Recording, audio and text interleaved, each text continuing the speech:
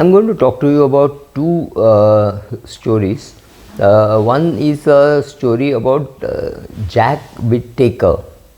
Jack Whittaker was tempted to buy a lottery ticket in 2002, Christmas of 2002. Not a normal lottery ticket buyer, but he bought a ticket, and he came home and he found that he was getting a nice big check. But in the morning he realized that he got the biggest check in the world. He had hit a $314 million lottery. So after taxes, obviously he collected a huge amount of money, more than $120 million or something like that. And obviously he was suddenly a very rich man. However, after 2-3 years, you know how all these stories end. You can go to Google and find the same story. He was ruined. His wife had left him. His granddaughter died perhaps of an overdose of cocaine. He was going around in casinos. He was going to sex workers, and he finished all his money, right? And this is the same guy who said, "I have more money than God."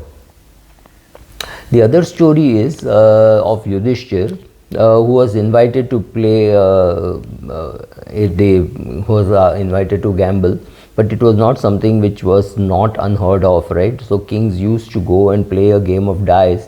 It was not called gambling, but obviously there was money at stake. Otherwise, I mean, what is the point in playing a game if nothing is at stake?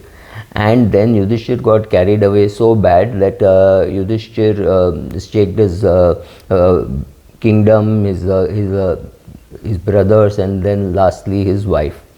What am I trying to say is, when you are hit by a big problem, you don't even know how you are going to react, right?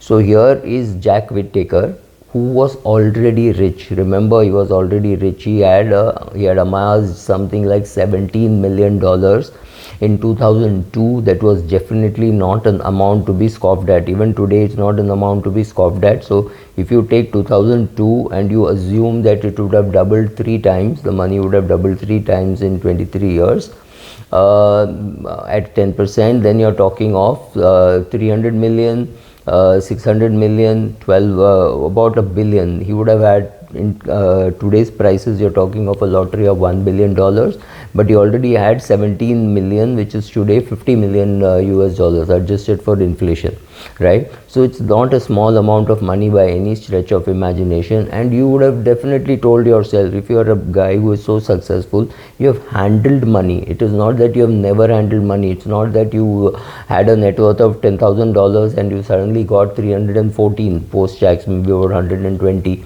or whatever be the amount. But the thing is, you don't know how your brain will react. So that is something which you have to be very careful about.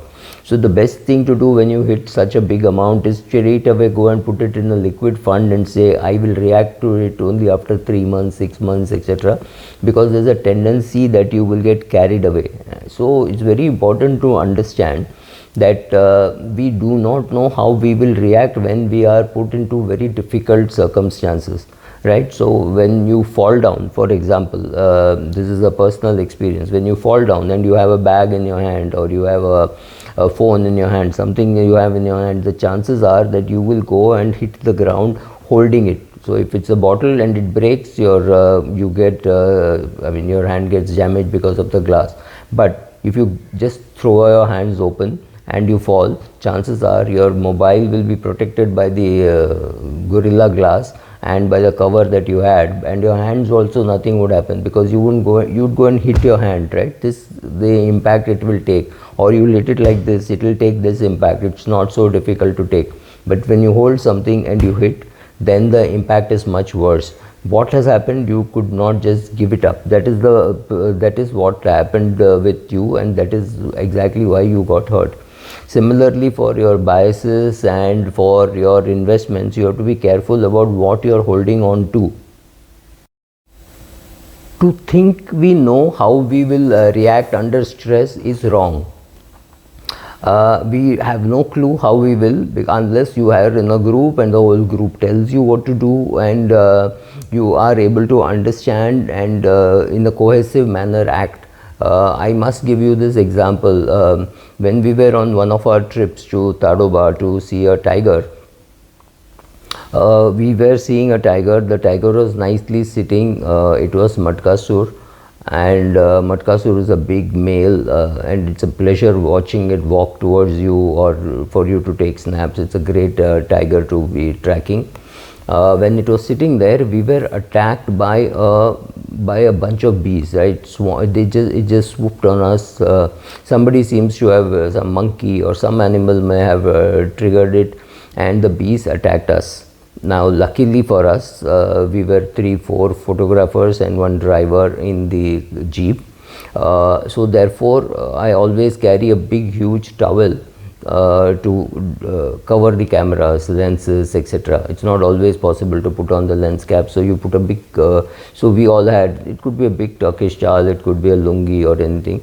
So luckily for us, we were perhaps more experienced, so we just went under that cloth and just stayed tight. Now all of us are great experts. We know that when a tiger comes near you in the jungle, you have to just hold your breath and not do anything. It does not see you as food and it will go away. We believe it, but we don't know how we will react. But here we were, all of us reacted well, and the driver very quickly drove away. So among all the 5 of us, only one person was bit a little bit, which was nothing much. But in the jeep next to us, a bunch of ladies were screaming, they waved their hands, the bees got scared perhaps, and some 40 bees got into the head of one of the women. I have no clue how this story ends, but all the knowledge that you know, sometimes you are unable to apply it to yourself. That is what people call Maya. You know all the things. You know that short-term volatility will go away, long-term markets are good, all that you know. You know that if you've got a big chunk of lottery, you should put it in a liquid fund and decide to act on it only after 6 weeks or 10 weeks or something like that, so that the worry or the fear just goes away. How to use the money is a different thing, but on day one, if you start using it, the chances are you will finish the money. So whether it is handling stress of loss, where again you say, okay, short term is a problem, in the long run I'll recover the money, or whether it is getting a lottery, or whether it is sitting with your RM and trying to recover your trading losses. Please understand, there is the short-term trader more or less loses money. The long-term investor makes money, especially if he is looking at 10-15 years. So understanding all this is important to handle the market volatility and to handle lump sum gains like what Whittaker got, or big losses like what Yudhishthir did, right? So you have to have that balance of saying this is temporary and this too shall pass. When you don't have that, you have a problem. Thank you.